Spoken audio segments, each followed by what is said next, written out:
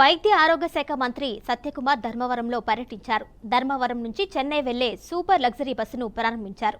ధర్మవరం నుంచి తిరుపతికి బస్సును కేటాయించిన రవాణా శాఖ మంత్రి రాంప్రసాద్ రెడ్డికి ధన్యవాదాలు తెలిపారు. వ్యాపారుల కోరిక మేరకు ధర్మవరం నుంచి చెన్నైకి బస్ సర్వీసును ప్రారంభించినట్లు చెప్పారు.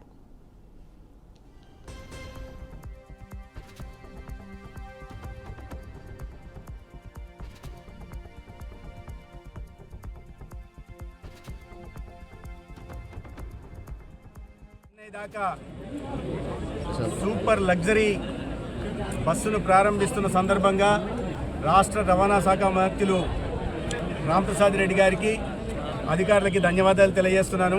వ్యాపార కేంద్రంగా ఉంటున్న ధర్మవరం నుంచి చెన్నై పట్టణం దాకా ఒక కొత్త సర్వీసు అవసరం ఉంది.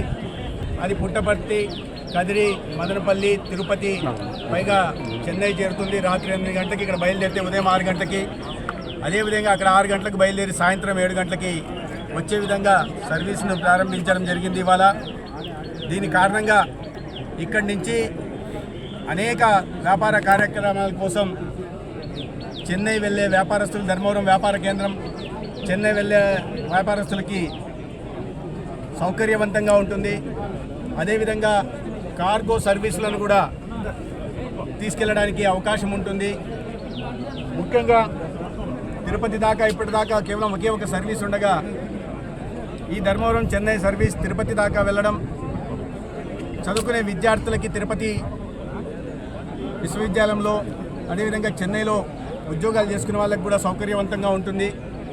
మరీ ముఖ్యంగా ఆన్లైన్లో టికెట్లు బుక్ చేసుకునే అవకాశం, తిరుమలకు సంబంధించి కూడా కలియుగ దైవం వెంకటేశ్వర స్వామిని దర్శనం చేసుకోవడం కోసం కూడా ఆన్లైన్లో నమోదు చేసుకునే, దరఖాస్తు చేసుకునేలాగా, సర్వీసులు పొందేలాగా దర్శనార్థం చేసుకునే అవకాశం కూడా ఏపీఎస్ఆర్టీసీ వాళ్ళు కలిగించారు. దీంతో లింకప్ చేశారు. చెన్నై దాకా